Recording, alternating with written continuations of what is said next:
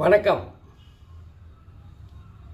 நிறைய பேருக்கு அரசியலில் ஈடுபடணுங்கிற ஆசை இருக்கும். இன்னும் சொல்லப்போனால் அரசியல் பேசுகிற எல்லாருக்குமே அரசியலில் வாய்வு கிடைச்சிடாது. சில பேர் வாய்ப்பேச்சில் வீரரடி அப்படிங்கிற மாதிரி வெறுமை அரசியல் பேசிக்கொண்டே இருப்பார்கள். முழுசாக அரசியலில் ஈடுபடுற தைரியம் இருக்காது.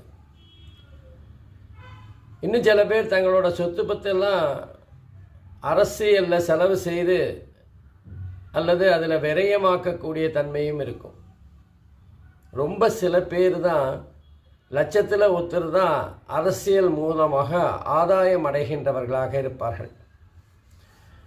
சரி, யாருக்கெல்லாம் அரசியல் நல்லா வரும், யார் அரசியலில் ஈடுபட்டால் அவங்களுக்கு சிறப்பான எதிர்காலம் இருக்கும் அப்படின்னு எல்லாருக்கும் தெரிஞ்சுக்கணுங்கிற ஆசை இருக்கும். கண்டிப்பாக இருக்கும்.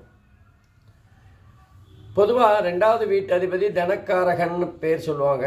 11ஆம் வீட்டு அதிபதியும் லாபஸ்தானம். அப்போ 2வது வீட்டு அதிபதியும் 11வது வீட்டு அதிபதியும் கேந்திரத்தில் இருந்து பலம் பெற்றிருந்தால் அவர்கள் தொழில் மூலமாக லாபம் கிடைக்கும். கூடவே 7ஆம் வீட்டு அதிபதியும் முழு பலம் பெறணும். ஏன்னா 7வது வீட்டு அதிபதிங்கிறது இந்த சமூகத்தை பற்றி சொல்லுகின்ற, சமூகத்தினால் ஏற்படுகின்ற நன்மைகளை சொல்லக்கூடியது, நண்பர்களை பற்றி சொல்லக்கூடியது. 9ஆம் வீட்டு அதிபதி அப்படிங்கிறது பாக்யஸ்தானம். அந்த 9வது வீட்டு அதிபதி திரிகோணம் பெற்றிருக்கணும்.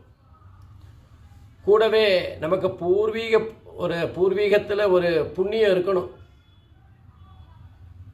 அப்போ தான் 5வது வீட்டு அதிபதி பலமாக இருக்கணும்.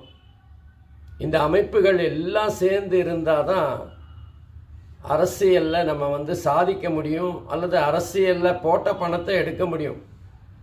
இல்லைன்னா நம்ம பணம் தான் அரசியலில் வீணாக போய் கரைஞ்சிருமே தவிர, கடலில் கரைஞ்ச பெருங்காயம் மாறி நம்ம அரசியல்லேருந்து ஆதாயம் பெறணும்னா நமக்கு இவ்வளவு அமைப்புமே இருக்கணும்.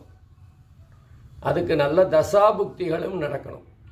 அதனால் அரசியலில் இறங்கிறதுக்கு முன்னாடி உங்கள் ஜாதகத்தில் இந்த அமைப்பெல்லாம் இருக்கா அப்படின்னு ஒரு தடவை செக் பண்ணிக்கோங்க.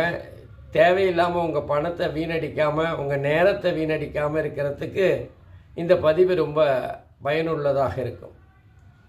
இதே பதிவை உங்கள் நண்பர்களுக்கும் உறவினர்களுக்கும் அப்படியே சப்ஸ்கிரைப் பண்ணி ஷேர் பண்ணி அனுப்பிச்சிங்கன்னா ரொம்ப நன்றி கூடையனவருக்கும். நன்றி, வணக்கம்.